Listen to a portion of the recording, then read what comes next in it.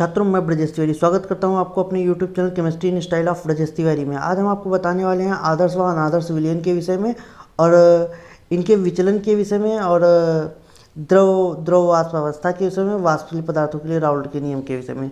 चलते हैं अपने वीडियो की ओर। उससे पहले आप लोग चैनल को सब्सक्राइब करें और लाइक करें और शेयर भी करें। पहला टॉपिक है हमारा आदर्श विलयन। क्या टॉपिक है? आदर्श विलयन। जब विलायक विलायक आकर्षण का मान विलेय विलायक आकर्षण के मान के बराबर होता है तो उसे आदर्श विलयन कहते हैं। आदर्श विलयन की कुछ शर्तें हैं, जिनमें से पहली शर्त जो है वो ये है, विलयन जो होना चाहिए राउल्ट के नियम का पालन करना चाहिए। दूसरी शर्त जो हमारी है उसमें आयतन परिवर्तन का मान शून्य होना चाहिए। तीसरी कंडीशन है हमारी एंथैल्पी परिवर्तन का मान शून्य होना चाहिए।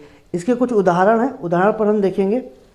पहला उदाहरण आपका हेक्सेन हेप्टेन का विलयन हो जाएगा, मेथिल अल्कोहल एथिल अल्कोहल का विलयन हो जाएगा, क्लोरो एथेन और ब्रोमो एथेन का मिश्रण हो जाएगा, कार्बन टेट्राक्लोराइड और सिलिकॉन टेट्राक्लोराइड का विलयन जो होगा वो भी आपका आदर्श विलयन रहेगा। बेंजीन टालुइन आदर्श विलयन रहेगा, क्लोरोबेंजीन ब्रोमोबेंजीन आदर्श विलयन रहेगा। अगला पॉइंट हमारा आता है अनादर्श विलयन और उसकी शर्तें।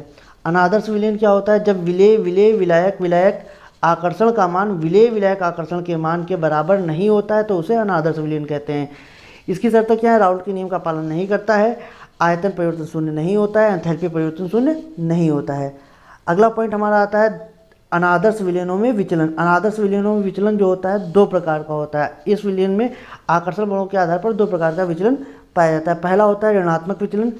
जब विलेय विलायक विलायक आकर्षण का मान विलेय विलायक आकर्षण के मान से कम होता है, पॉइंट याद रखना, कम होता है, तो इसे हम ऋणात्मक विचलन कहते हैं। इस विचलन में वाष्प दाब का मान घट जाता है। याद रखना, सदैव वाष्प दाब का मान घटेगा किसमें? ऋणात्मक विचलन में। कुछ उदाहरण है, जैसे एसीटोन का क्लोरोफॉर्म से मिश्रण, एसीटोन का एनिलीन से मिश्रण, क्लोरोफॉर्म का बेंजीन से मिश्रण, जल का हाइड्रोक्लोरिक अम्ल से, मेथेनॉल का एसिटिक अम्ल से। धनात्मक विचलन क्या होता है? धनात्मक विचलन के विषय में हम देखेंगे। धनात्मक विचलन जब विलेय विलायक विलायक आकर्षण का मान विलेय विलायक आकर्षण से अधिक होता है तो उसे धनात्मक विचलन कहते हैं। इस विचलन में वाष्प दाब का मान बढ़ जाता है। उदाहरण में आपका आ जाएगा acetone carbon disulphide, acetone ether आ जाएगा, एसीटोन एथेनॉल आ जाएगा, मेथेनॉल जल, methanol carbon tetrachloride, ethyl alcohol जल हो जाएगा। अब टॉपिक आती है द्रव वाष्प दाब। इसमें विलेय व विलायक दोनों द्रव अवस्था में होते हैं, अर्थात वाष्पशील होते हैं, अतः इसे वाष्पशील विलयनों के राउल्ट के नियम द्वारा प्रदर्शित किया जाता है। वाष्पशील विलयनों के लिए राउल्ट का नियम क्या होता है उस पर हम ध्यान देंगे। वाष्पशील विलयनों का राउल्ट का नियम, इसके अनुसार निश्चित ताप पर किसी अवयव का वाष्प दाब उस अवयव के मोल भिन्न के समानुपाती होता है। तो मोल भिन्न के जो समानुपाती होता है, मान लो कोई पदार्थ ए है जिसका वाष्प दाब लेंगे तो पी ऑफ ए प्रोपोर्शनल होगा एक्स ऑफ ए, उसके मतलब ए के मोल प्रभाव। तो ए जैसे ही हम ये प्रोपोर्शनल हटाएंगे तो वहाँ पे कोई ना कोई कांस्टेंट आ जाता है, वो पी नॉट ले लिया गया है या पी जीरो ले लिया गया है। जो P of A equal to क्या आ जाएगा? P zero X of A, ये इक्वेशन फर्स्ट हो जाएगी। इसी प्रकार अगर कोई विलय हमने बी लिया है तो वहाँ पर पी ऑफ वी क्या हो जाएगा? एक्स ऑफ बी विलायक के लिए हो जाएगा ये। यहाँ पे आपका आ जाएगा P of V is equal to P naught X of B. ये इक्वेशन हो जाएगी दो। हमारे पास दो इक्वेशन हो गई, पहली और दूसरी। तो हम कुल दाब निकालेंगे पी ऑफ कुल, तो क्या आ जाएगा? P of A plus P of V. इसके लिए हम क्या कर देंगे, दोनों की वैल्यू इक्वेशन जो हमारे पास आ गई है फर्स्ट सेकंड, उनसे हम वैल्यू लगा देंगे। तो क्या आ जाएगा? पी ऑफ कुल is equal to P naught of X A plus P naught of X B.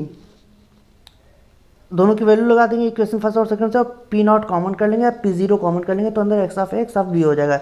यही वाष्पशील विलयनों के लिए राउल्ट का नियम हो जाता है। अब हम बात करते हैं तो आदर्श व अनादर्श विलयनों के लिए जो ग्राफ होता है उसका निरूपण कैसे होता है। आदर्श विलयन की कंडीशन दी गई है, अनादर्श विलयन की कंडीशन दी गई है, और अनादर्श विलयन में दो कंडीशन है, ऋणात्मक और धनात्मक दी गई है। तो आदर्श विलयन का ग्राफ जो होता है वो बीच वाली स्ट्रेट लाइन से होगा, जो ऋणात्मक वाला होगा वो नीचे होगा, जो धनात्मक वाला होगा वो ऊपर होगा। तो ये कुछ ग्राफीय निरूपण है जिसे आप देख लेंगे। अगला टॉपिक मेरा चलता है स्थिर क्वथनांकी मिश्रण। स्थिर क्वथनांकी मिश्रण, स्थिर क्वथनांक मिश्रण, स्थिर क्वथनांक पर जब द्रव व वाष्प अवस्था साम्य में होती है तो बने मिश्रण स्थिर क्वथनांक मिश्रण कहा जाता है। ये मिश्रण दो प्रकार के होते हैं, पहला न्यूनतम स्थिर क्वथनांक मिश्रण, दूसरा अधिकतम स्थिर क्वथनांक विलयन। जो न्यूनतम स्थिर क्वथनांक विलयन होते हैं उनके विषय में बताया जाता है, इसमें विलयन का क्वथनांक उसमें उपस्थित अवयवों के क्वथनांक से कम होता है। उदाहरण धनात्मक विचलन प्रदर्शित करने वाले विलयन। अधिकतम स्थिर क्वथनांक विलयन क्या होते हैं, इसमें विलयन का क्वथनांक अवयवों के क्वथनांक से अधिक होता है, अर्थात ऋणात्मक विचलन प्रदर्शित करने वाले विलयन। हमेशा एक बात याद रखना है आप लोगों को, जो स्थिर क्वथनांक के मिश्रण होते हैं उनको पृथक करने के लिए प्रभाजी आसुनिधि का प्रयोग नहीं किया जाता है। छात्रों आज के लिए इतना ही, मिलते हैं नेक्स्ट लेक्चर के साथ।